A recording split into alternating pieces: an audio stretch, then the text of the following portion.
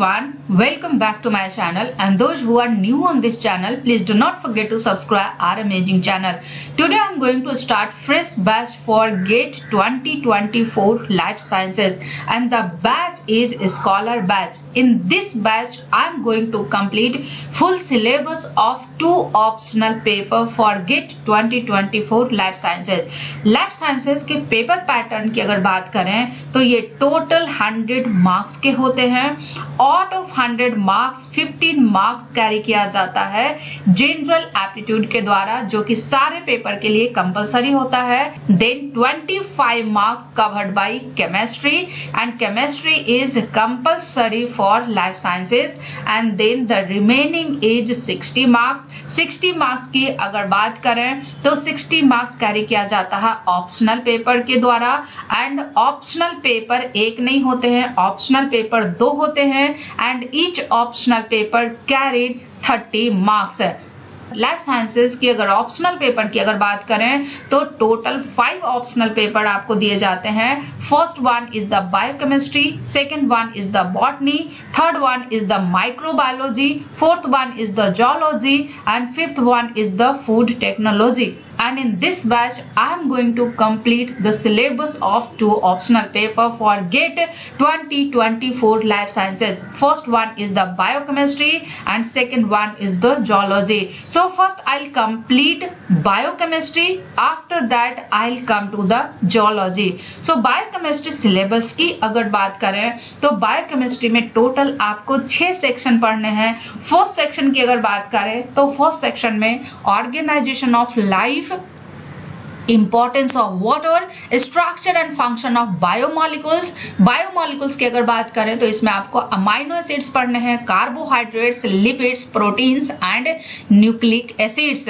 Protein का structure पढ़ना है, protein folding and misfolding, and protein function. Protein function की अगर बात करें तो इसमें आपको myoglobin, haemoglobin, lysozyme, ribonuclease A, carboxypeptidase and chymotrypsin के बारे में पढ़ना है.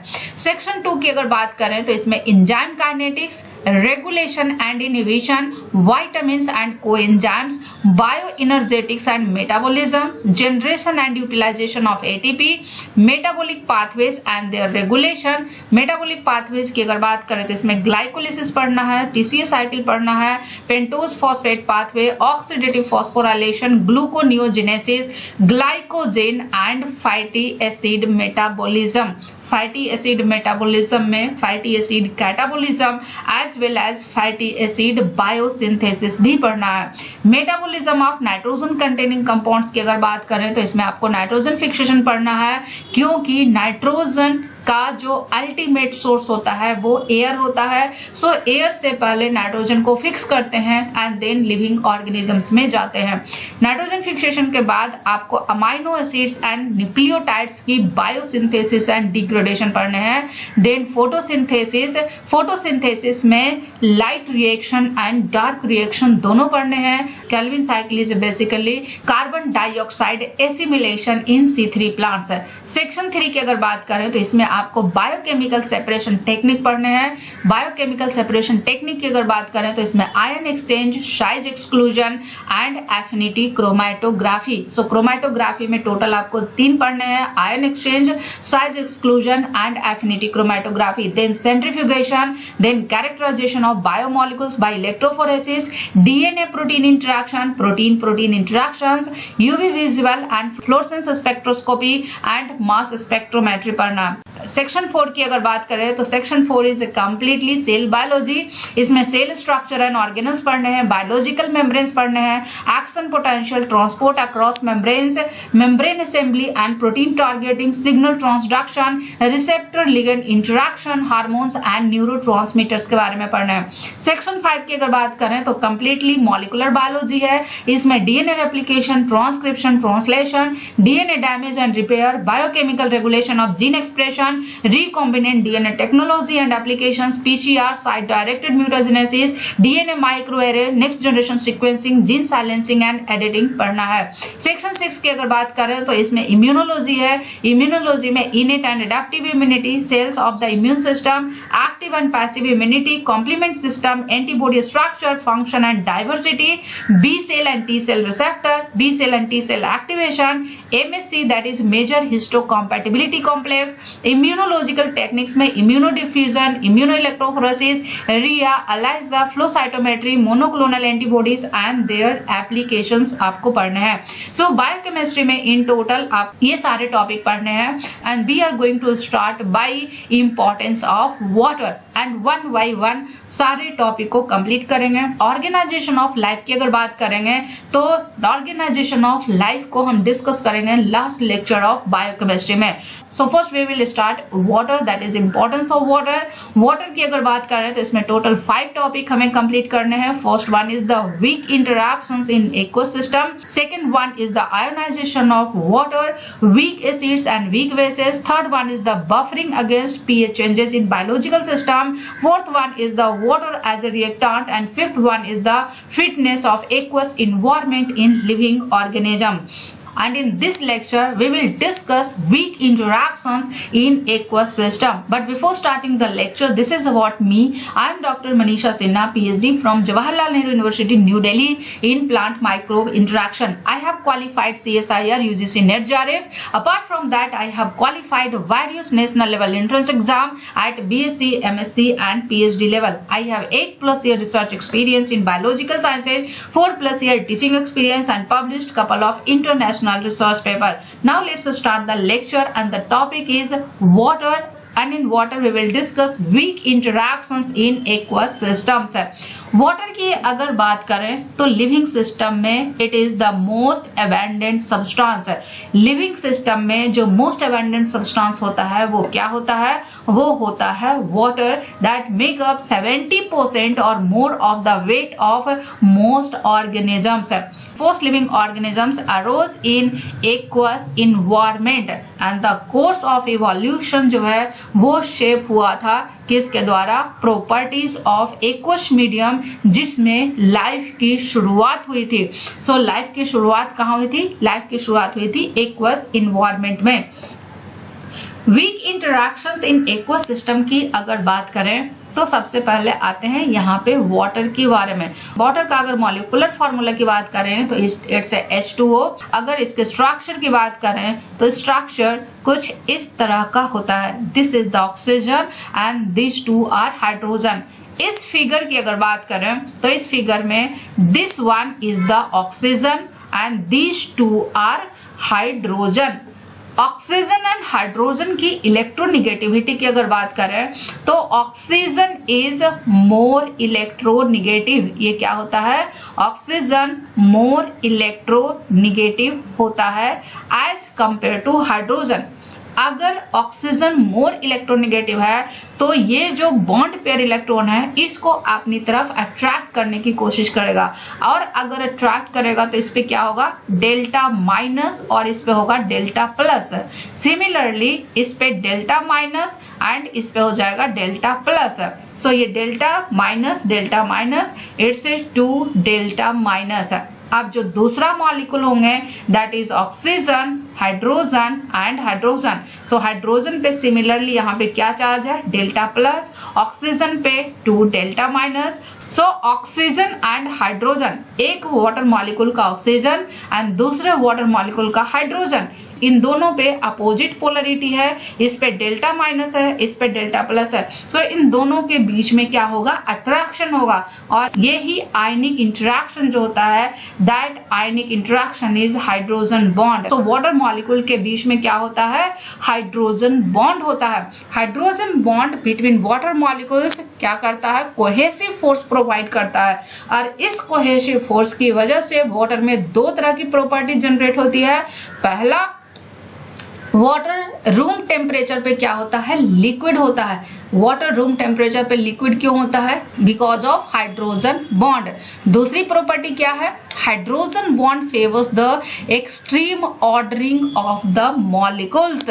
किस कौन से molecules? It's a water molecule. Hydrogen bond की वजह से ही क्या होता है? वाटर मॉलिक्यूल्स में एक्सट्रीम ऑर्डरिंग होती है and that is typical of crystalline water, that is ice. अब यहाँ पे जो बायोमॉलिक्यूल्स होते हैं वो दो तरह के होते हैं। बायोमॉलिक्यूल्स की अगर बात करें तो बायोमॉलिक्यूल्स दो तरह के होते हैं। एक तो पोलर बायोमॉलिक्यूल्स होता है और दूसरा नॉन पोलर बायोमॉलिक्यूल्स होता है। अब सवाल ये है कि ये पोलर बायोमॉलिक्यूल्स की प्रॉपर्टी क्या होती है वाटर में, नॉन पोलर बायोमॉलिक्यूल्स की प्रॉपर्टी क्या होती है वाटर में। जो पोलर मॉलिक्यूल्स होते हैं वो वाटर में सॉल्युबल होते हैं। क्या होते हैं? सॉल्युबल होते हैं। नॉन पोलर बायोमॉलिक्यूल्स की अगर बात करें तो दे आर पुअरली सॉल्युबल, जो कि ऑलमोस्ट इनसॉल्युबल होता है। अब पॉइंट यहाँ पे ये है कि जो पोलर बायोमॉलिक्यूल्स होते हैं वो सॉल्युबल क्यों होते हैं, नॉन पोलर बायोमॉलिक्यूल्स होते हैं वो पुअरली सॉल्युबल क्यों होते हैं। अब यहाँ पे इंपॉर्टेंट पॉइंट ध्यान देने वाली बात यह है कि वाटर के बीच में जो इंटरैक्शन होते हैं, काफी वाटर मॉलिक्यूल्स के बीच में इंटरैक्शन होंगे इस तरह का। अब इस वाटर मॉलिक्यूल्स का जो वाटर का इंटरैक्शन है, जो वाटर का इंटरैक्शन होता है, अगर इसमें पोलर मॉलिक्यूल्स डालेंगे, दैट इज पोलर बायोमॉलिक्यूल्स डालेंगे, तो ये क्या करेगा? वाटर इंटरैक्शन को रिप्लेस करेगा वाटर सॉल्यूट इंटरैक्शन से। Water interaction water solute interaction से एक्सचेंज हो जाएगा। Means water interaction water solute interaction से क्या होगा? रिप्लेस हो जाएगा। And this water solute interaction is energetically favourable. क्या होता है? ये इनर्जेटिकली फेवरेबल होता है। लेकिन वहीं पे अगर नॉन पोलर सॉलिड की अगर बात करें तो ये भी वाटर इंटरैक्शन को क्या करता है? इंटरफेयर करता है। क्या करता है? इंटरफेयर करता है। बट ये वाटर सॉलिड इंटरैक्शन नहीं बना पाता है। जो नॉन पोलर बायोमॉलिक्यूल्स होते हैं वो वाटर इंटरैक्शन को तो इंटरफेयर करता ही है, लेकिन वाटर सॉलिड इंटरैक्शन नहीं बना पाता है। That's why non polar solid जो होते हैं वो क्या होते हैं? पुअरली सॉल्युबल होते हैं। किसमें? वाटर में। So in aqueous solution non-polar molecules tend to cluster together. So अब यहाँ पे important point ये है कि जो non-polar मॉलिक्यूल्स होते हैं, जो नॉन पोलर सॉलिड होते हैं, वो वाटर इंटरैक्शन को इंटरफेयर करते हैं बट वाटर सॉलिड इंटरैक्शन नहीं बना पाते हैं। तो वहां पे क्या बनाते हैं? वहां पे बनाते हैं जो नॉन पोलर मॉलिक्यूल्स होते हैं वो आपस में ही क्लस्टर्ड हो जाते हैं। क्या होते हैं? वो आपस में ही क्लस्टर्ड हो जाते हैं। अब यहाँ पे चार तरह के नॉन कोवैलेंट इंटरैक्शन है। दो तरह के इंटरैक्शन होंगे, एक तो कोवैलेंट बॉन्ड के थ्रू और दूसरा non covalent interaction. Non covalent की अगर बात करें तो hydrogen bond is a non covalent interaction, but hydrogen bond is not the only non covalent interaction. Non covalent interaction की अगर बात करें तो टोटल 4 नॉन कोवैलेंट इंटरैक्शंस होते हैं बायोमॉलिक्यूल्स में। First one is the hydrogen bond, second one is the ionic bond, third one is the hydrophobic bond and fourth one is the van der Waal interaction। और ये चारों के चारों interaction individually तो week होता है, लेकिन अगर चारों एक साथ मिल जाए तो ये काफी ज्यादा स्ट्रॉन्ग होता है। And these non covalent interactions collectively have a very significant influence on three-dimensional structure of biomolecules, that is proteins, nucleic acid, polysaccharides and membrane lipids। So protein, nucleic acid, carbohydrate and membrane lipid में ये सारे non covalent interaction together काफी important role play करते हैं। And these unusual properties are consequence of attractions between adjacent water molecules that give liquid water great internal cohesion। Hydrogen bonding की अगर बात करें तो हाइड्रोजन बॉन्डिंग की वजह से वाटर में कुछ अनयूजुअल प्रॉपर्टीज डेवलप होते हैं। वो अनयूजुअल प्रॉपर्टीज क्या है? वाटर की जो मेल्टिंग पॉइंट होती है, बॉइलिंग पॉइंट होती है and heat of vaporisation other common solvent के कंपैरिजन में काफी ज्यादा होता है। और ये क्यों होता है? ये होता है because of hydrogen bonding. So hydrogen bonding की वजह से क्या होता है? अदर कॉमन सॉल्वेंट्स के कंपैरिजन में वाटर का melting point, boiling point and heat of vaporisation काफी ज्यादा होता है। जैसा कि आप इस टेबल में देख रहे हैं, बहुत सारे ऐसे कॉमन सॉल्वेंट्स हैं जैसे मिथेनॉल, इथेनॉल, प्रोपेनॉल, ब्यूटेनॉल, ये सारे का इन सारे के कंपैरिजन में वाटर का क्या है? मेल्टिंग पॉइंट ज्यादा है। सिमिलरली बॉइलिंग पॉइंट भी ज्यादा है except one, that is butanol. Heat of vaporisation भी वाटर का सबसे ज्यादा है, दैट इज 2260 जूल पर ग्राम, जो कि बाकी सारे सॉल्वेंट के कंपैरिजन में वाटर का हीट ऑफ वेपोराइजेशन काफी ज्यादा है। Now the question is what is heat of vaporisation? It is the heat energy जो कि रिक्वायर्ड होता है for the conversion of 1 gram of liquid at its boiling point at atmospheric pressure into gaseous state at the same temperature। Means same temperature पे, same atmospheric pressure पे 1 gram liquid at its boiling point को convert करने में, gaseous state में convert करने में जो heat energy required होता है, that is heat of vaporisation. Electronic structure of water molecule की अगर बात करें तो they reveal the cause of intermolecular attraction. जितने भी हाइड्रोजन एटम होते हैं वाटर मॉलिक्यूल में, वो सारे के सारे इलेक्ट्रॉन पेयर शेयर करते हैं with the central oxygen atom. For example इस मॉलिक्यूल की अगर बात करें तो this is the oxygen, this is the hydrogen and this is the hydrogen. जितना हाइड्रोजन है इस सेंट्रल ऑक्सीजन के साथ क्या करता है? बॉन्ड पेयर बनाता है, मीन्स इलेक्ट्रॉन पेयर को शेयर करता है। और इनकी जो ज्योमेट्री है, क्या है? ज्योमेट्री है, दैट इज sp3। और sp3 का जो शेप होता है वो क्या होता है? टेट्राहेड्रल होता है। क्या होता है? Tetrahedral. And the bond angle की अगर बात करें, इस बॉन्ड एंगल की अगर बात करें तो नॉर्मल जो बॉन्ड एंगल होता है टेट्राहेड्रल का एक 109.5 डिग्री होता है, लेकिन यहाँ पे 109.5 डिग्री नहीं होता है। इसका रीजन है, अब ये जो ऑक्सीजन है, ऑक्सीजन की अगर बात करें तो ऑक्सीजन में टोटल 6 वैलेंस इलेक्ट्रॉन होते हैं और हाइड्रोजन में 1 वैलेंस इलेक्ट्रॉन होता है। ये दोनों बॉन्ड बनाएगा तो इनके पास क्या होंगे? 2 लोन पेयर इलेक्ट्रॉन होंगे। किसके पास? ऑक्सीजन के पास। और ये बॉन्ड पेयर में शेयर्ड हो जाएगा। लेकिन यहाँ पे जो ऑक्सीजन है ये मोर इलेक्ट्रोनेगेटिव है एज कंपेयर टू हाइड्रोजन। सो ये जो बॉन्ड पेयर इलेक्ट्रॉन है इसको अपनी तरफ अट्रैक्ट करने की कोशिश करेगा और यहाँ पे डेल्टा माइनस, यहाँ पे डेल्टा प्लस चार्ज डेवलप करेगा। सिमिलरली हाइड्रोजन पे डेल्टा प्लस चार्ज डेवलप करेगा और यहाँ पे डेल्टा माइनस चार्ज डेवलप करेगा। सो यहाँ पे टोटल 2 डेल्टा माइनस चार्ज हो जाएगा। अब यहाँ पे इंपॉर्टेंट पॉइंट ये है कि 2 वाटर मॉलिक्यूल के बीच में अट्रैक्शन होने लगेगा। कैसे होगा? क्योंकि इस ऑक्सीजन पे 2 डेल्टा माइनस है और इस हाइड्रोजन पे डेल्टा प्लस है। मीन्स इन दोनों पे अपोजिट चार्ज है, delta minus and delta plus. Delta minus and delta plus के बीच में क्या होगा? इंटरैक्शन होगा। क्या होगा? इलेक्ट्रोस्टैटिक अट्रैक्शन होगा। क्या होगा? इलेक्ट्रोस्टैटिक अट्रैक्शन होगा between what? Between oxygen of 1 water molecule and hydrogen of another water molecule. और ये जो इलेक्ट्रोस्टैटिक अट्रैक्शन है between oxygen atom of 1 water molecule and hydrogen atom of another water molecule, इसी को बोलते हैं हाइड्रोजन बॉन्ड। और हाइड्रोजन बॉन्ड को 3 पैरेलल लाइन से रिप्रेजेंट करते हैं। किस चीज से रिप्रेजेंट करते हैं? 3 पैरेलल लाइन से रिप्रेजेंट करते हैं। नेक्स्ट पॉइंट की अगर बात करें, बॉन्ड एंगल।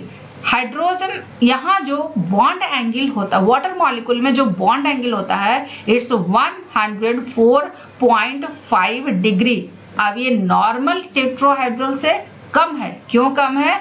इसका रीजन क्या है कि ऑक्सीजन के पास नॉन बॉन्डिंग ऑर्बिटल्स है और ऑक्सीजन मोर इलेक्ट्रोनेगेटिविटी है हाइड्रोजन के कंपैरिजन में। सो ये क्या करता है, ये हाइड्रोजन को अट्रैक्ट करता है। क्या करता है?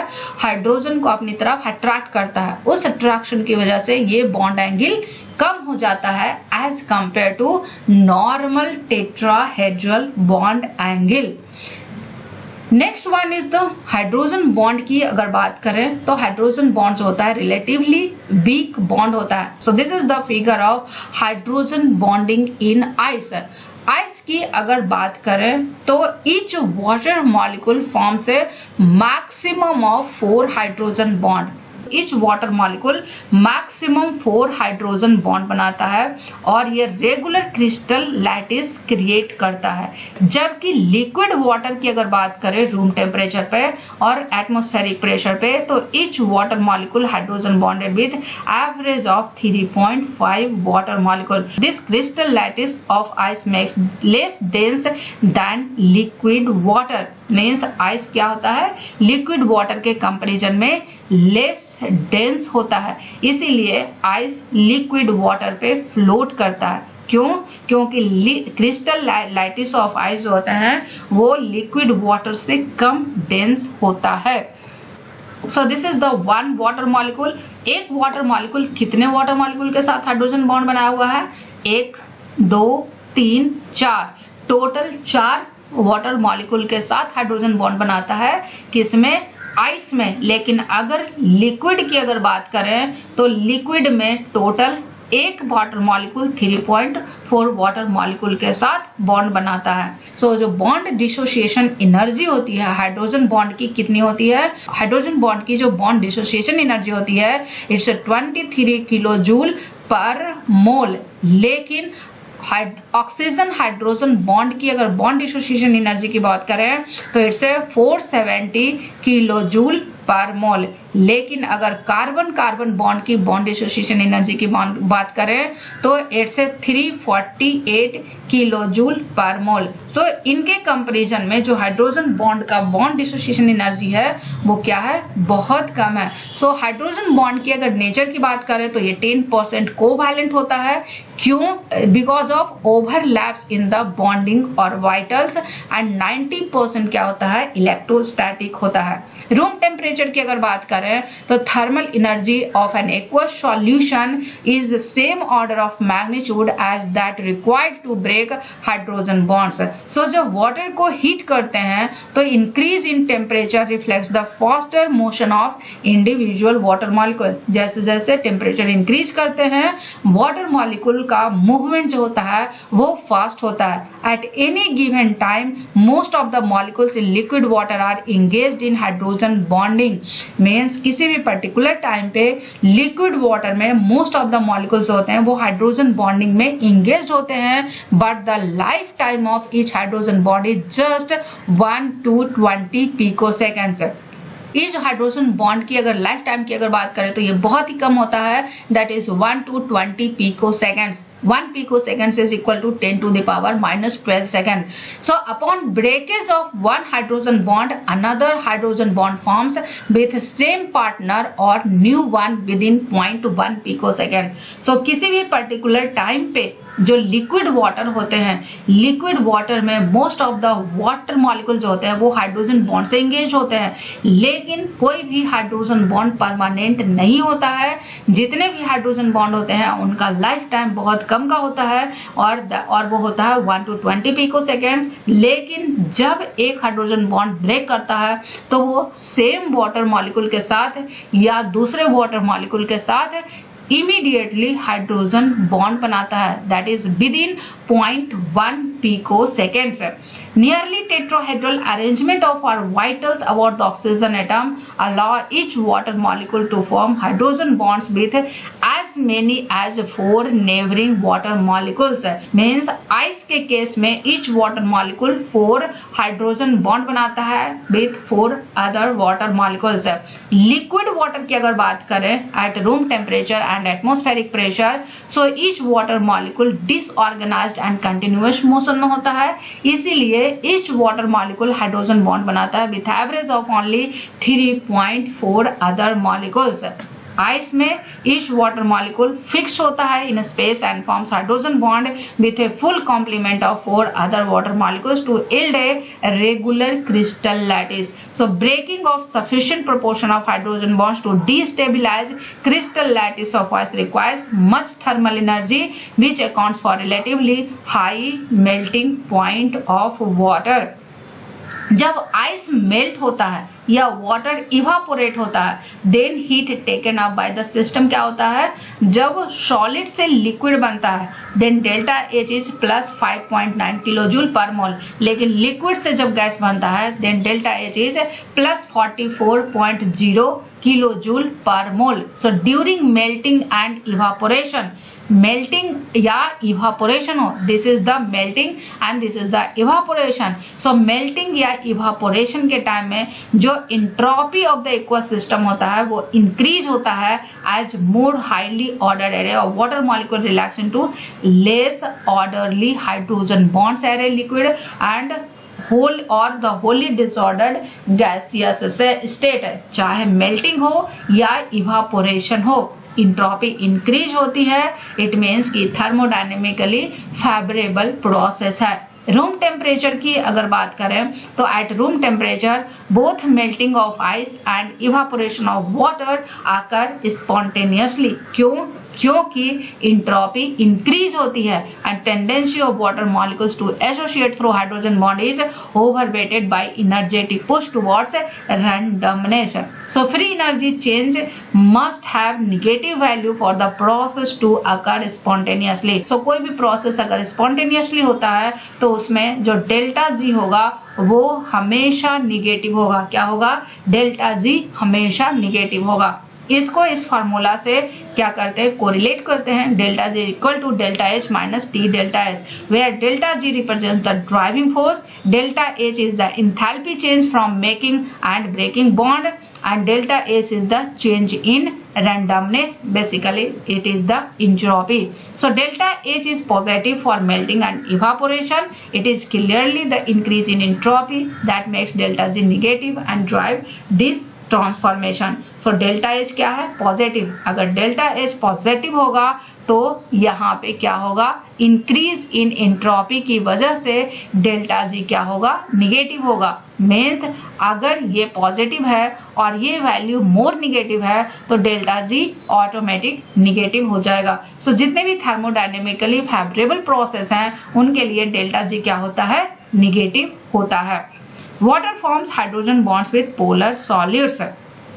वाटर क्या करता है? पोलर सॉलिड्स के साथ हाइड्रोजन बॉन्ड बनाता है। मीन्स हाइड्रोजन बॉन्ड सिर्फ और सिर्फ वाटर में नहीं होता है, hydrogen bond water and other polar solids के बीच में भी होता है। So it is not unique to water. Hydrogen bond is not unique to water. अब हाइड्रोजन बॉन्ड किसके किसके बीच में बन सकता है? हाइड्रोजन बॉन्ड बनता है hydrogen acceptor and hydrogen donor के बीच में। हाइड्रोजन एक्सेप्टर क्या हो सकता है? हाइड्रोजन एक्सेप्टर जो होते हैं वो इलेक्ट्रोनिगेटिव एटम होते हैं। क्या होते हैं? इलेक्ट्रोनिगेटिव एटम होते हैं। ये चाहे ऑक्सीजन हो सकता है या नाइट्रोजन हो सकता है। लेकिन अगर हाइड्रोजन डोनर की अगर बात करें तो ये हाइड्रोजन होगा, लेकिन वह हाइड्रोजन होगा जो इलेक्ट्रोनिगेटिव एटम के साथ कोवैलेंट बॉन्ड बनाएगा, चाहे वो ऑक्सीजन हो या नाइट्रोजन हो। सो हाइड्रोजन बॉन्ड किनके किनके बीच में बनेगा? हाइड्रोजन बॉन्ड बनते हैं electronegative atom and hydrogen of other molecules जो कि एसोसिएटेड है अदर इलेक्ट्रोनिगेटिव एटम के साथ। So electronegative atom and hydrogen के बीच में हाइड्रोजन बॉन्ड बनता है। So hydrogen atoms covalently bonded to carbon atoms do not participate in hydrogen bonding. यहाँ पे मैंने क्या एक्सप्लेन किया? हाइड्रोजन डोनर वही हो सकता है जो कि कोवैलेंटली अटैच्ड हो किसके साथ? इलेक्ट्रोनिगेटिव एटम के साथ, चाहे वो ऑक्सीजन हो या फिर नाइट्रोजन हो। लेकिन अगर ये हाइड्रोजन कार्बन के साथ कोवैलेंट बॉन्ड में है तो ये हाइड्रोजन बॉन्डिंग में पार्टिसिपेट नहीं करेगा। क्यों नहीं करेगा? यहाँ पे आप क्वेश्चन पूछ सकते हो, क्योंकि कार्बन भी मोर इलेक्ट्रोनिगेटिव है as compare to hydrogen, but electronegativity का डिफरेंस ज्यादा नहीं है। Carbon is slightly electronegative than hydrogen, इसीलिए ये हाइड्रोजन जो है, this hydrogen is weakly polar. So it is the hydrogen bonding जो कि एक्सप्लेन करता है कि किसी भी लिक्विड का, किसी भी सॉल्वेंट का बॉइलिंग पॉइंट हाई होता है, जिसमें जितना ज्यादा कैपेबिलिटी होगा हाइड्रोजन बॉन्ड बनाने का, उसका बॉइलिंग पॉइंट उतना ही ज्यादा होगा। So this is the hydrogen bonding between water and alcohol। ये क्या है? अल्कोहल है। अल्कोहल में OH ग्रुप होता है। ये हाइड्रोजन ऑक्सीजन के साथ अटैच, मीन्स ये हाइड्रोजन बॉन्ड बना सकता है between oxygen with the oxygen of water molecule. This is the ketone group. Ketone में ये ऑक्सीजन है, ऑक्सीजन कार्बन के साथ एसोसिएटेड है, and then this is the hydrogen जो कि ऑक्सीजन के साथ एसोसिएटेड है। सो यहाँ पे ये हाइड्रोजन बॉन्ड बन सकता है। Next one is the between peptides groups in the polypeptide. Polypeptide जो होते हैं वो अमाइनो एसिड से बने होते हैं, और अमाइनो एसिड्स में COOH ग्रुप होते हैं। Then it is the CO group. So this is the oxygen and this is the nitrogen जो कि हाइड्रोजन के साथ अटैच है। सो इन दोनों के बीच में हाइड्रोजन बॉन्ड बन सकता है, and this is the DNA, nitrogenous basis in the DNA, that is thymine and adenine. इनके बीच में हाइड्रोजन बॉन्ड बन सकते हैं, क्योंकि ये जो ऑक्सीजन है ये कार्बन के साथ एसोसिएटेड है, means this is the electronegative atom, and ये जो हाइड्रोजन है ये नाइट्रोजन के साथ एसोसिएटेड है, that is more electronegative than hydrogen. So इनके बीच में हाइड्रोजन बॉन्ड बन सकते हैं, और जिनके बीच में हाइड्रोजन बॉन्ड बनेगा और जिस सॉल्वेंट में हाइड्रोजन बॉन्ड बनाने की प्रॉपर्टी होगी, उनका जो बॉइलिंग पॉइंट होगा, they are relatively high boiling point।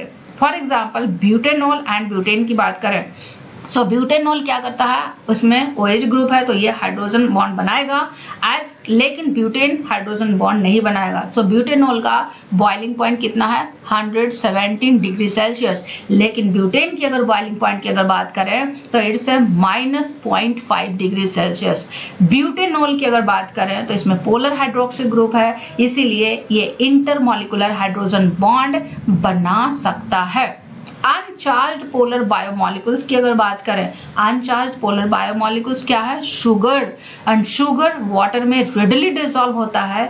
क्यों? क्योंकि शुगर में OH ग्रुप होते हैं या फिर कार्बोनिल ऑक्सीजन होता है, जो कि वाटर के साथ क्या करता है? हाइड्रोजन बॉन्ड बनाता है। Aldehyde alcohol ketone compounds containing nitrogen NH bond forms hydrogen bonds with water molecules and tend to be soluble in water। Hydrogen bond is the strongest when bonded molecules are oriented to maximize electrostatic interaction। यहाँ पे दो तरह का hydrogen bond दिया है, that is directionality of hydrogen bond.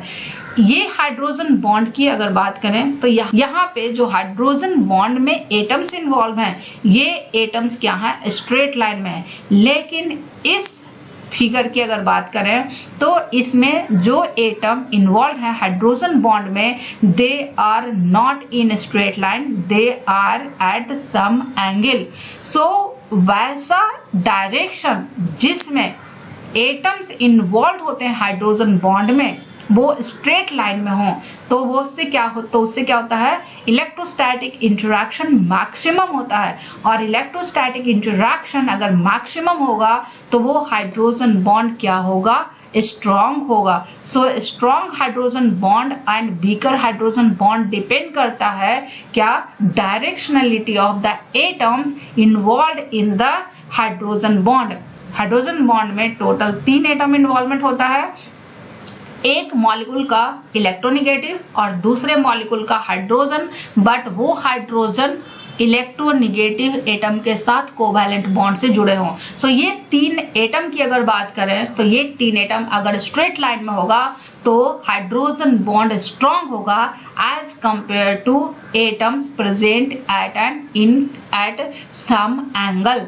Hydrogen bonds thus highly directional. इसका मतलब क्या हुआ, हाइड्रोजन बॉन्ड जो है वो काफी डायरेक्शनल है and capable of holding 2 hydrogen bonded molecules और groups in a specific geometric arrangement. And this property of hydrogen bond confers very precise 3-dimensional structure on protein and nucleic acid molecules which have many intramolecular hydrogen bonds.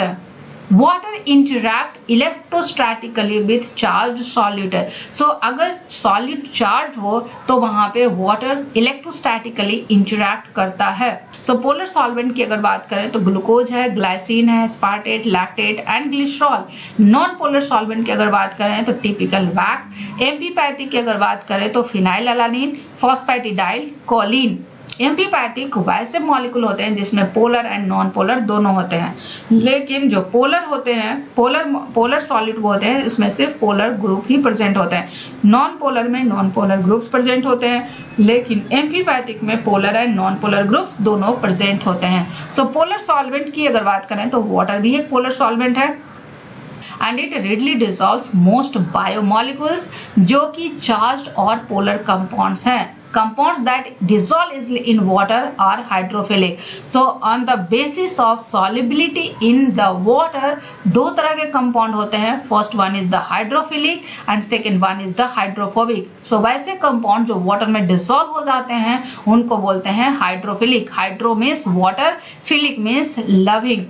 In contrast, जबकि non-polar solvents such as chloroform and benzene are poor solvents for water molecules but easily dissolve those that are hydrophobic.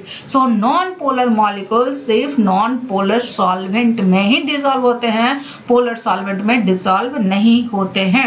Water dissolves salts such as NaCl by hydrating and stabilizing the chloride ion and sodium ion. So sodium chloride की अगर बात करें तो sodium chloride basically crystal structure में present होते हैं जिसमें sodium ion and chloride ions एक प्रॉपर अरेंजमेंट में अरेंज होते हैं। सो this is the crystal lattice. अब जब सोडियम क्लोराइड को वाटर में डालते हैं तो वो डिसॉल्व हो जाता है।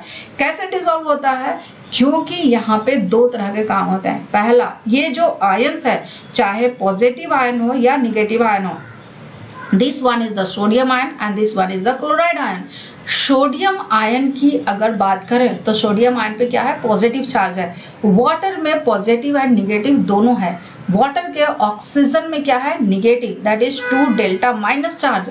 सो इस पॉजिटिव चार्ज से निगेटिव चार्ज क्या होगा, इंटरैक्ट करेगा, that is electrostatic interaction. So इस सोडियम आयन के चारों तरफ, so this is the sodium ion, इस सोडियम के चारों तरफ वाटर मॉलिक्यूल्स अरेंज होंगे and this is hydration of sodium ion.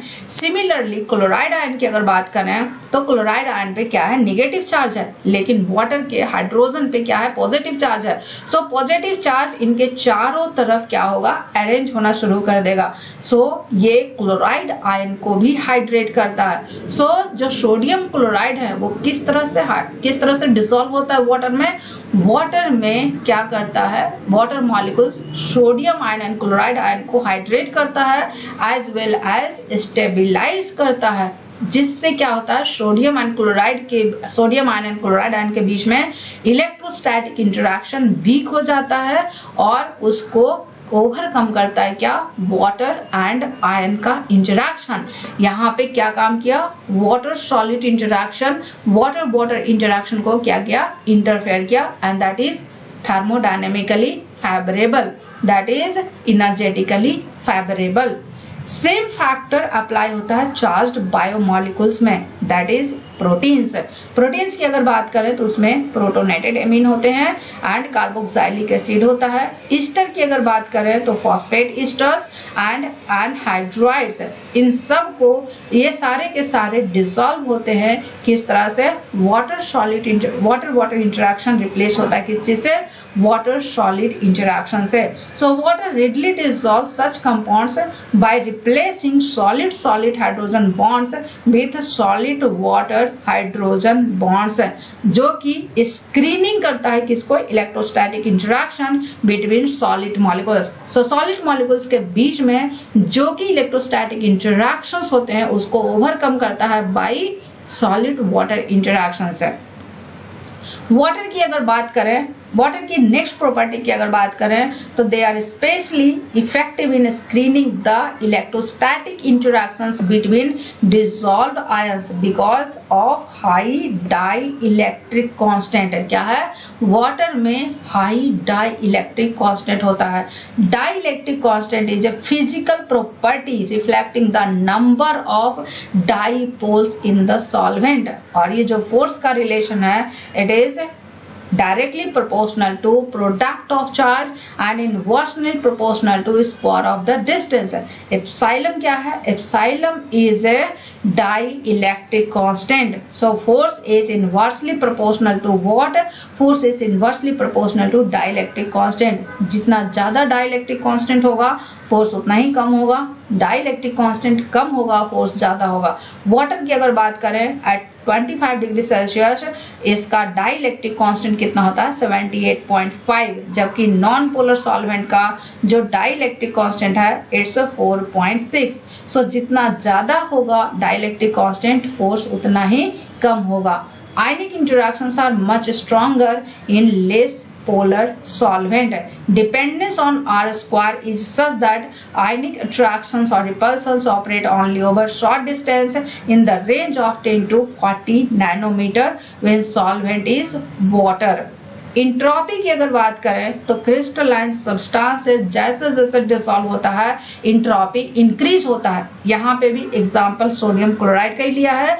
Sodium chloride को अगर वाटर में डिसॉल्व करते हैं तो sodium ion and chloride ion को क्या करता है? वाटर हाइड्रेट करता है, इसके चारों तरफ हाइड्रेशन स्फीयर बनाता है, चाहे सोडियम क्लोराइड हो, चाहे सोडियम आयन हो या क्लोराइड आयन हो।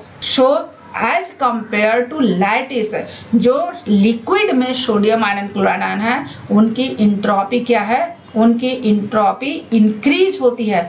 सो क्रिस्टलाइन सब्सटेंस जब डिसॉल्व होता है तो इनकी इंट्रोपी इंक्रीज होती है, और इंट्रोपी इंक्रीज होगा तो क्या होगा? Delta G minus delta G negative होगा, और डेल्टा जी निगेटिव होगा इट मीन्स कि फ्री एनर्जी चेंज क्या होगा? निगेटिव, और फ्री एनर्जी चेंज निगेटिव होगा means this process is thermodynamically favourable.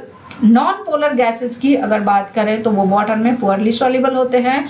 Gases की अगर बात करें तो nitrogen and oxygen. Nitrogen oxygen में जो बॉन्ड पेयर होते हैं वो इक्वली शेयर्ड होते हैं, लेकिन कार्बन डाइऑक्साइड की अगर बात करें तो यहाँ पे इलेक्ट्रोनिगेटिविटी का डिफरेंस है, लेकिन इस कार्बन के दोनों तरफ ऑक्सीजन है। सो ये जो बॉन्ड है CO bond they are polar, but ये अपोजिट है जो कि एक दूसरे को कैंसिल करता है। So nitrogen, oxygen and carbon dioxide ये तीनों के तीनों क्या है?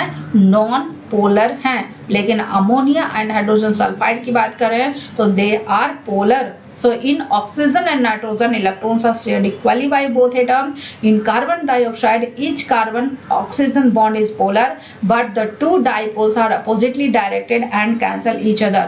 Movement of molecules from disordered gas phase into aqueous solution constants their motion, and motion of water molecules therefore represents a decrease in entropy.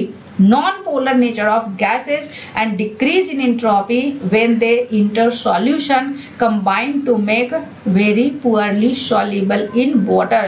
अब सवाल यहाँ पे यह है कि ऑक्सीजन एंड कार्बन डाइऑक्साइड की बात करें तो ये क्या होता है? नॉन पोलर होता है। अगर ये नॉन पोलर है, पुअरली सॉल्युबल है वाटर में, तो ये ट्रांसपोर्ट कैसे होता है?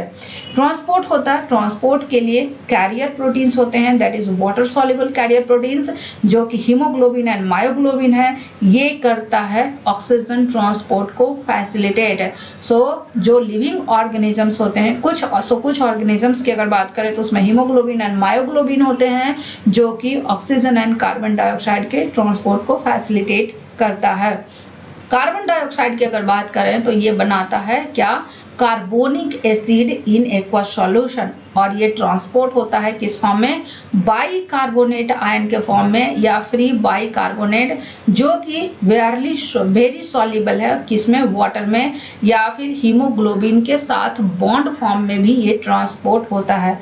अमोनिया एंड हाइड्रोजन सल्फाइड की अगर बात करें तो इनका भी कुछ ऑर्गेनिजम्स में बायोलॉजिकल रोल होते हैं, but these gases are polar and dissolve readily in water.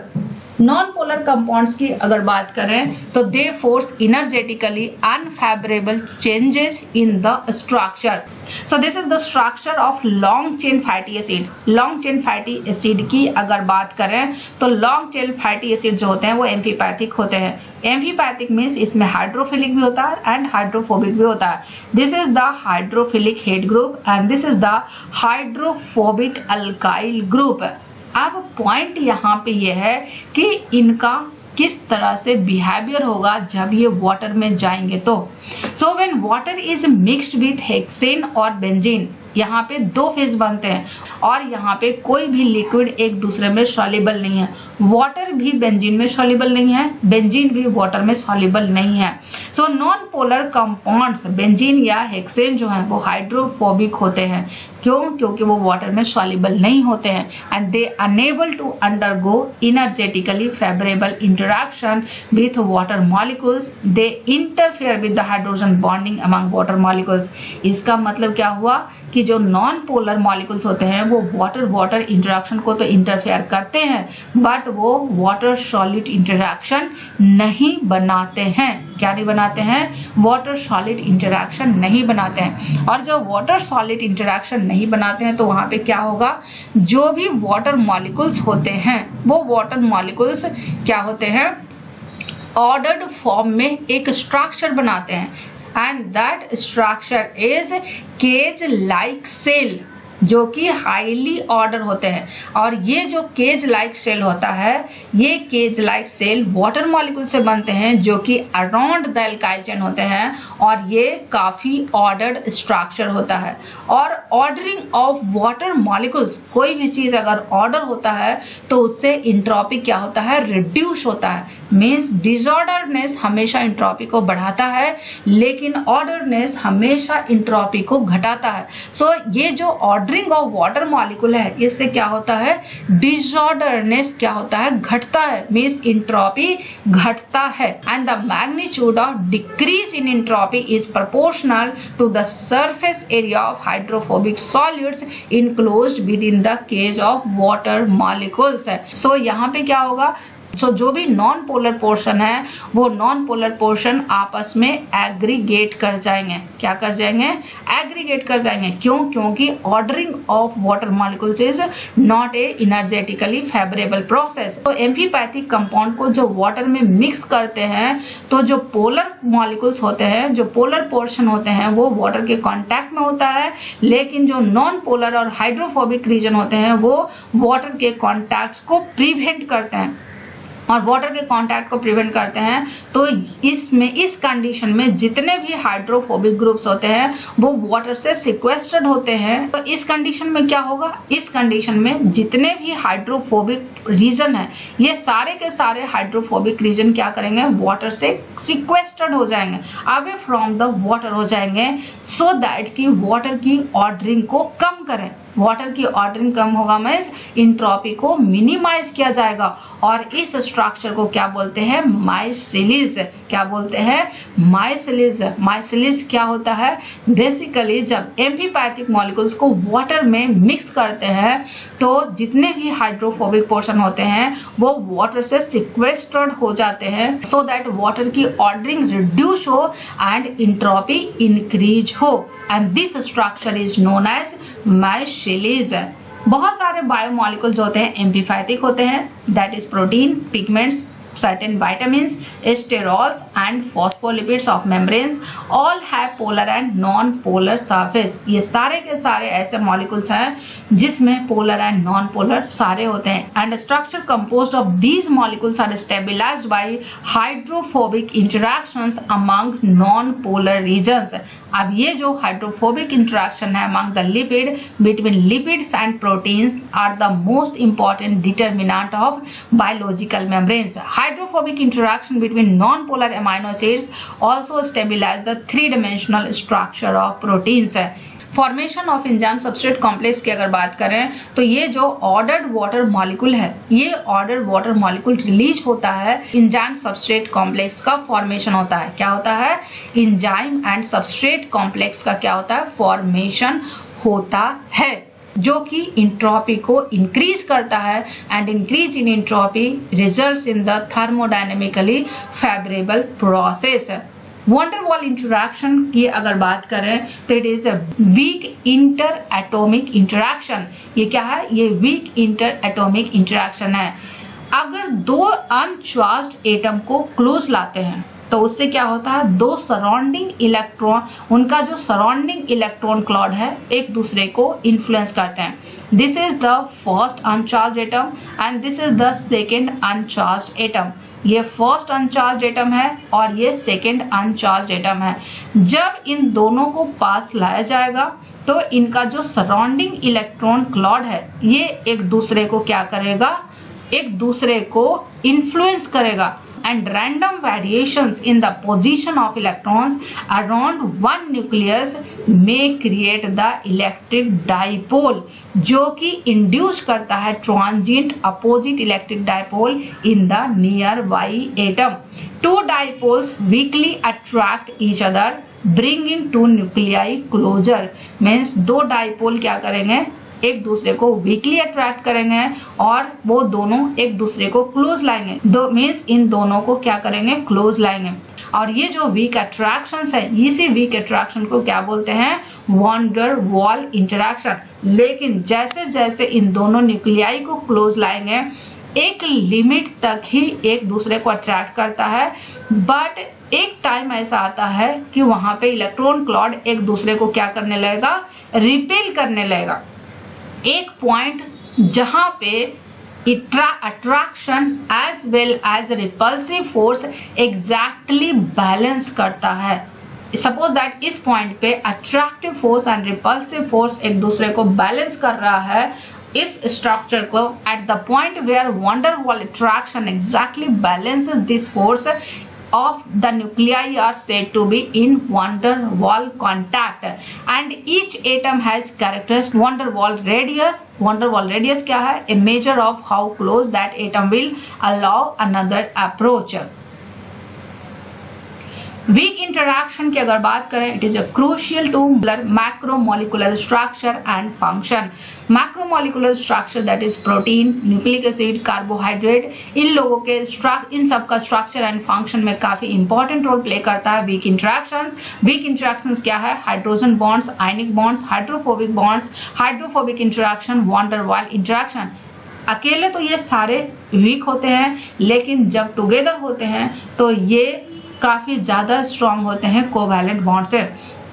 For example carbon carbon single bond की अगर बात करें, कार्बन कार्बन सिंगल बॉन्ड को ब्रेक करने में 350 किलो जूल ऑफ एनर्जी की रिक्वायरमेंट होती है, लेकिन कार्बन हाइड्रोजन बॉन्ड की अगर बात करें तो इनको ब्रेक करने के लिए 410 किलो जूल एनर्जी चाहिए ब्रेक करने के लिए। लेकिन सिर्फ typical van der Waals interaction को ब्रेक करना है तो सिर्फ और सिर्फ 4 किलो जूल की रिक्वायरमेंट होती है। लेकिन ये सारे के सारे वीक इंटरैक्शंस एक साथ मिलते हैं तो ये काफी ज्यादा स्ट्रॉन्ग हो जाते हैं। So hydrophobic interactions are also much weaker than covalent bond although they are substantially strengthened by highly polar solvent. Ionic interactions की अगर बात करें and hydrogen bond, ionic interactions and hydrogen bond की अगर बात करें तो ये भी स्ट्रेंथ में वेरिएबल होते हैं depending on the polarity of solvent, alignment of hydrogen bonded atoms, but they are always significantly weaker than covalent bond. but in aqueous solvent at 25 degrees Celsius, the available thermal energy can be of the same order of magnitude as the strength of these weak interactions, and the interaction between solute and solvent molecules is nearly favorable as solid-solid interaction. Consequently, hydrogen bonds, ionic bonds, and van der Waals interactions are continually formed and broken. So, although these four types of interaction are individually weak relative to covalent bonds, cumulative effect of many such interactions can be very significant. For example, non-covalent bonding of an enzyme to its substrate may involve several hydrogen bonds, one or more ionic interactions, as well as hydrophobic and van der Waals interactions. Formation of each of these weak bonds contributes to net decrease in free energy of the system. Macromolecules की अगर बात करें, for example protein, DNA, RNA, they contain so many sites of potential hydrogen bonding, ionic, van der Waals and hydrophobic interactions, जिनका cumulative effect of many small bonding forces can be enormous. For macromolecules की अगर बात करें तो most stable structure is usually that in which weak bonding possibilities are maximise, जिसमें weak bonding ज्यादा से ज्यादा होगा वो स्ट्रक्चर उतना ही स्टेबल होगा. फोल्डिंग ऑफ सिंगल पॉलीपेप्टाइड या polynucleotide chain into 3-dimensional shape is determined by the same principle. Means polypeptide की फोल्डिंग या पॉलीन्यूक्लियोटाइड चेन की folding into 3-dimensional shape, they all required non covalent interaction.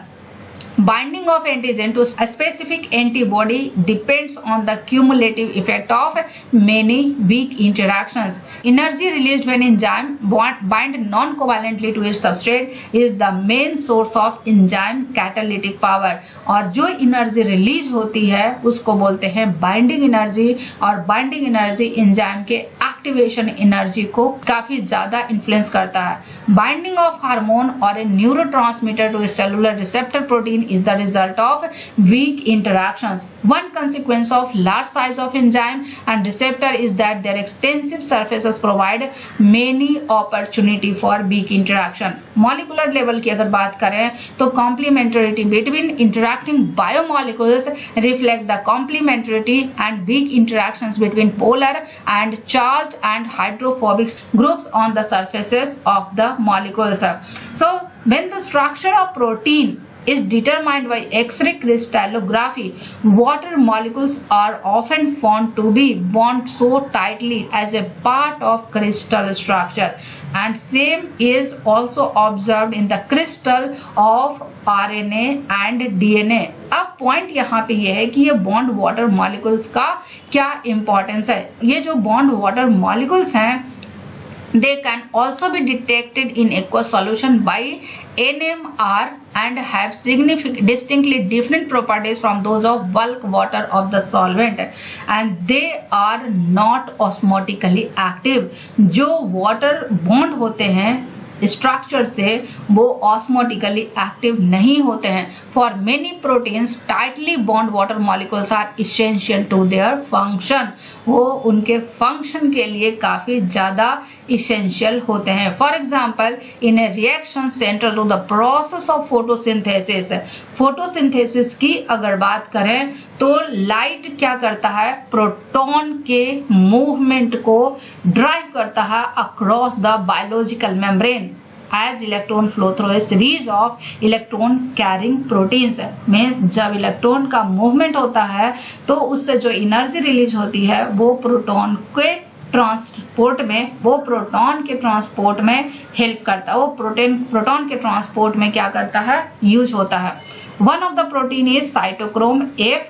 Cytochrome F की अगर बात करें तो इसमें chain of 5 bond water molecules होते हैं जो कि प्रोवाइड करते हैं किस चीज का, path for protons to move through the membrane by the process of proton hopping. Another such light-driven proton pump, that is bacteriorhodopsin, almost certainly use the chain of precisely oriented water molecules in the transmembrane movement of proton. So this is the water binding in the hemoglobin. ये जो hemoglobin है इससे bond water molecules है, and these are the water chain in the cytochrome F. So यहाँ पे किस तरह से होता है, water is a bond in a proton channel. Water is a bond in a proton channel of a membrane protein cytochrome F, which is a part of. So this is the cytochrome F. cytochrome F में अगर हम देखें तो 5 water molecules bond है. This is the first, second, third, fourth and fifth.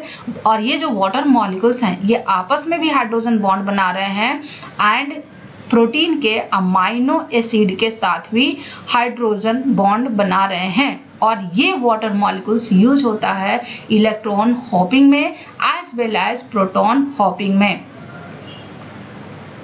Solid की अगर बात करें तो ये एक्वस सॉल्यूशन के कॉलिगेटिव प्रॉपर्टी को अफेक्ट करता है. कॉलिगेटिव प्रॉपर्टी क्या होता है, solids of all kinds alter the physical properties of the solvent. जितने भी सॉल्यूट होते हैं चाहे किसी भी तरह के सॉलिड हो, वो वाटर के फिजिकल प्रॉपर्टी को क्या करता है, अल्टर करता है. फिजिकल प्रॉपर्टी कौन कौन से हैं, first one is the vapour pressure, second one is the boiling point, third one is the melting point and fourth one is the osmotic pressure. और ये सारे के सारे को टुगेदर बोलते हैं कॉलिगेटिव प्रॉपर्टी. क्यों, because the effect of solute on 4 properties has the same basis. वो बेसिस क्या है, concentration of water is lower in solution than in pure water. Means water का कंसंट्रेशन जो होते हैं सॉल्यूशन में हमेशा कम होते हैं as compare to pure water. Effect of solute concentration on colligative properties of water is independent of chemical properties of solid. इसका मतलब क्या हुआ कि जो solute concentration का इफेक्ट होता है water के colligative property पे, वो solid के chemical properties से independent होता है. तो डिपेंडेंट किस पर होता है, वो डिपेंड होता है सिर्फ और सिर्फ number of solid particles in A given amount of water. यहाँ पे एक एग्जांपल से समझते हैं. First one is the sodium chloride and second one is the glucose. Sodium chloride की अगर बात करें तो ये जैसे ही वाटर में जाएगा Na+ और Cl- में ब्रेक हो जाएगा, बट ग्लूकोज ब्रेक नहीं होगा. ये सिर्फ और सिर्फ ग्लूकोज के फॉर्म में होता है. Glucose is a monosaccharide. So यहाँ पे नंबर ऑफ सॉलिड पार्टिकल्स कितने हुए, नंबर ऑफ सॉलिड पार्टिकल्स 2 हुए. यहाँ पे नंबर ऑफ सॉलिड पार्टिकल्स कितने हुए, 1 हुए. यहाँ पे अगर ऑस्मोटिक प्रेशर की बात करें, सो यहाँ पे ऑस्मोटिक प्रेशर की अगर बात करें तो इन दोनों में डिफरेंस क्या होगा. ऑस्मोटिक प्रेशर की अगर बात करें तो NaCl में क्योंकि नंबर ऑफ सॉलिड पार्टिकल्स 2 हैं, ग्लूकोज में नंबर ऑफ सॉलिड पार्टिकल्स 1 हैं. सो NaCl के केस में ऑस्मोटिक प्रेशर ज्यादा का as compare to glucose. So solute की अगर बात करें तो ये कॉलिगेटिव प्रॉपर्टीज को अल्टर करता है by lowering the effective concentration of water. For example, significant fraction of molecules at the surface of aqueous solution are not water but solute. The tendency of water molecules to escape into vapour phase is lowered. Means जितना ज्यादा number of solid particles होगा उतना कम vapour pressure भी होगा. Next one is the water molecules tend to move from a region of higher water concentration to lower water concentration. अगर ये एक chamber है और इनको सेमी परमिएबल मेम्ब्रेन से क्या करते हैं, सेपरेट करते हैं. एंड 2 कंपार्टमेंट्स हैं. दोनों कंपार्टमेंट्स में एक में सॉलिड का कंसंट्रेशन ज्यादा है, एक में सॉलिड का कंसंट्रेशन कम है. This is the A compartment and this is the B compartment. अब यहाँ पे वाटर मॉलिक्यूल का डिफ्यूजन किधर से किधर होगा, वाटर मॉलिक्यूल का डिफ्यूजन होगा from high water concentration to low water concentration. Means from B to A and B to A की अगर बात करें तो from lower solid concentration to higher solid concentration. So यहाँ पे जो वाटर का मूवमेंट है वो किधर से किधर होगा, हाई वाटर कंसंट्रेशन से lower water concentration. And the movement of water molecules from high water concentration to low water concentration through semi permeable membrane is known as, क्या बोलते हैं, osmosis. So when two different aqueous solution are separated by semi-permeable membrane, water molecules diffusing from region of high water concentration to lower water concentration, और इसकी वजह से क्या grade develop होता है, osmotic pressure. And osmotic pressure को define करने के लिए ये इक्वेशन है, that is van't Hoff equation, that is pi equal to IC/RT। R is the gas constant, T is the absolute temperature, and इस IC को क्या बोलते हैं, it is the osmolarity of the solution, the product of solutes molar concentration and want of factor is the osmolarity of the solution, which is the measure of the extent of solute dissociates into two or more ionic species. I क्या है, it is the measure of the extent in which the solute dissociates into two or more ionic species. So अगर NaCl है तो ये दो ionic species में dissociate हो जाएगा और इसमें solid particles कितने हो जाएंगे, दो हो जाएंगे। लेकिन अगर ग्लूकोज की अगर बात करें तो ग्लूकोज में solid particles कितने होंगे, एक ही होंगे। सो इसमें ऑस्मोटिक पोटेंशियल किसका ज्यादा होगा, ऑस्मोटिक पोटेंशियल ज्यादा होगा NaCl का, क्योंकि NaCl में नंबर ऑफ सॉलिड पार्टिकल्स ज्यादा हैं। So solute alter the colligative property of aqueous solution. अगर यहाँ पे वेपर प्रेशर की बात करें तो this is the pure water, but ये प्योर वाटर नहीं है, इसमें कुछ सॉलिड ऐड किया हुआ है। सॉलिड में यहाँ पे अगर सरफेस की बात करें तो सरफेस पे पूरा का पूरा वाटर मॉलिक्यूल्स है, लेकिन इस बीकर में सरफेस पे वाटर मॉलिक्यूल्स तो है ही, वाटर के साथ साथ सॉलिड मॉलिक्यूल्स भी है। अब यहाँ पे इंपॉर्टेंट पॉइंट ये है कि जब ये वाटर लिक्विड से वेपर में बनेगा तो जो सरफेस पे वाटर मॉलिक्यूल्स हैं वो चेंज हो जाएगा। Every water molecule at the surface is water and all contributes to vapour pressure. Every molecule in the bulk solution is water and can contribute to formation of crystal. In this solution the effective concentration of water is reduced only 3 of every 4। So इस case में अगर vapour pressure की बात करें तो surface पे पूरा का पूरा जो सरफेस पे सारे मॉलिक्यूल्स वाटर के हैं, इट मीन्स कि ज्यादा से ज्यादा मॉलिक्यूल्स वेपर में कन्वर्ट होंगे और सारे के सारे वाटर मॉलिक्यूल्स वेपर प्रेशर को कंट्रीब्यूट करेगा। लेकिन अगर इस बीकर में बात करें तो सरफेस पे वाटर मॉलिक्यूल्स कम है एंड सॉलिड मॉलिक्यूल्स भी है। सो इसमें जितने मॉलिक्यूल्स वाटर के हैं सिर्फ वही कंट्रीब्यूट करेंगे वेपर प्रेशर में, सॉलिड मॉलिक्यूल्स वेपर प्रेशर में कंट्रीब्यूट नहीं करेगा। लेकिन अगर इस बल्क अमाउंट को बात करें सो बल्क अमाउंट में सारे के सारे वाटर मॉलिक्यूल्स हैं, लेकिन इसमें सारे के सारे वाटर मॉलिक्यूल्स नहीं है, कुछ सॉलिड मॉलिक्यूल्स हैं। सो जिसमें जितना ज्यादा वाटर मॉलिक्यूल्स होगा वो फॉर्मेशन ऑफ आइस क्रिस्टल को कंट्रीब्यूट करेगा, लेकिन इसमें वाटर मॉलिक्यूल्स कम है, इट मीन्स के इनका फॉर्मेशन ऑफ आइस क्रिस्टल में कंट्रीब्यूशन कम होगा। Osmosis is the movement of water across semi-permeable membrane driven by differences in osmotic pressure। अब यहाँ पे तीन तरह के सॉल्यूशन होते हैं।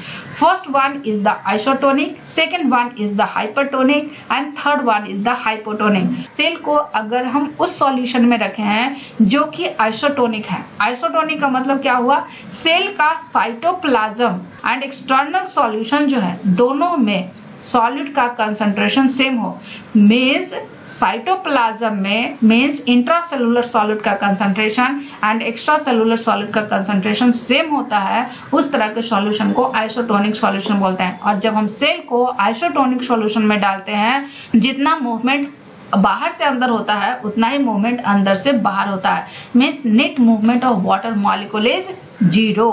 लेकिन अगर हाइपोटोनिक सॉल्यूशन की अगर बात करें तो वैसा सॉल्यूशन जिसमें सॉलिड का कंसंट्रेशन कम हो as compare to cytoplasm. Cytoplasm में सॉलिड का कंसंट्रेशन ज्यादा होगा, लेकिन सॉल्यूशन में सॉलिड का कंसंट्रेशन कम होगा। अब सॉल्यूशन में सॉलिड का कंसंट्रेशन कम होगा तो क्या होगा, यहाँ पे ऑस्मोटिक प्रेशर डेवलप करेगा सो इस कंडीशन में वाटर का मूवमेंट कहां से कहां होगा? इस कंडीशन में वाटर का मूवमेंट होगा high water concentration to low water concentration, that is from outside to inside, और आउटसाइड और इनसाइड की तरफ मूवमेंट होगा तो सेल बर्स्ट कर सकता है। लेकिन अगर हाइपरटोनिक सॉल्यूशन की अगर बात करें तो जो सॉल्यूशन है उसमें सॉलिड का कंसंट्रेशन ज्यादा है एज कंपेयर टू साइटोप्लाज्म, और सॉल्यूशन में सॉलिड का कंसंट्रेशन ज्यादा होगा तो वाटर का मूवमेंट किधर से किधर होगा? From cytoplasm to extracellular environment, और इस तरह से मूवमेंट होगा तो सेल क्या करेगा? श्रिंक कर जाएगा। सो इस कैटास्ट्रोफ को प्रिवेंट करने के लिए ऑर्गेनिजम्स ने बहुत सारे मैकेनिज्म्स डेवलप किए हुए हैं। First example is bacteria and plants. Bacteria and plants की अगर बात करें तो इनका जो प्लाज्मा मेम्ब्रेन है वो नॉन एक्सपेंडेबल सेल वॉल के द्वारा सराउंडेड होता है, और ये cell wall sufficient rigidity and strength provide करता है to resist osmotic pressure and prevent osmotic lysis. कुछ फ्रेश वाटर प्रोटिस्ट की अगर बात करें तो वो हाईली हाइपोटोनिक मीडिया में क्या करते हैं? सरवाइव करते हैं, और इस चीज को ओवरकम करने के लिए इसमें एक ऑर्गेनल होता है दैट इज कॉन्ट्रैक्टाइल वैक्यूल, जो कि वाटर को पंप करता है out of the cell. Multicellular animal की अगर बात करें, मल्टी सेलुलर एनिमल में blood plasma and interstitial fluids होते हैं जो कि मेंटेन्ड होता है at the osmolarity close to that of cytosol. High concentration of albumin and other proteins in the blood plasma contribute to its osmolarity. Cells also actively pump out sodium ion into the interstitial fluid to stay in osmotic balance with their surrounding. So because of the effect of solids on osmolarity depends on the number of dissolved particles, not on their mass. Macromolecules की अगर बात करें तो they have far less effect on the osmolarity of a solution that would equal mass of their monomeric components. क्यों? क्योंकि ये dissociate नहीं करते हैं आयंस में। फॉर एग्जाम्पल पॉलीसैकेराइड की अगर बात करें तो 1 ग्राम पॉलीसैकेराइड में टोटल 1000 ग्लूकोज यूनिट होते हैं। कितने होते हैं? टोटल 1000 ग्लूकोज यूनिट होते हैं, और इन दोनों की ऑस्मोलरिटी की अगर बात करें तो इनकी ऑस्मोलरिटी क्या होती है? सेम होती है as that of 1 milligram of glucose. So 1 gram polysaccharide की अगर बात करें तो 1 ग्राम पॉलीसैकेराइड की ऑस्मोलरिटी सेम होती है 1 मिलीग्राम ऑफ ग्लूकोज की। कितने? 1 मिलीग्राम ऑफ ग्लूकोज की। सो 1 ग्राम पॉलीसैकेराइड की जो ऑस्मोलरिटी होती है it is equal to 1 milligram of glucose, and this is the reason of storing fuel as polysaccharide. So polysaccharide को अगर स्टोर करते हैं as a fuel rather than glucose or other simple sugar, it is for the prevention of enormous increase in osmotic pressure within the storage cell. Means अगर glucose को store करते हैं as ए storing fuel तो इस condition में osmotic pressure ज्यादा होगा। क्या ज्यादा होगा? इस कंडीशन में ऑस्मोटिक प्रेशर ज्यादा होगा as compare to polysaccharide. So storage of fuel in the form of polysaccharide is the best to prevent the osmotic pressure.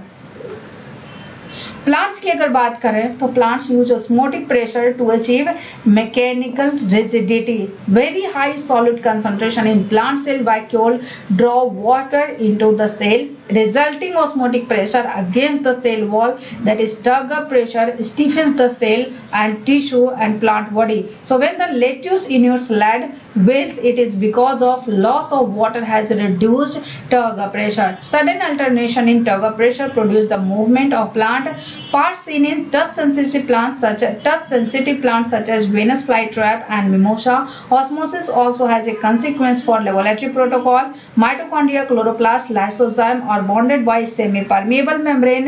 In isolating these organelles from broken cells, biochemists must perform fractionations in isotonic solutions. Buffer used in cellular fractionations commonly contain certain concentrations of sucrose or some other inert solid to protect organelles from cell lysis.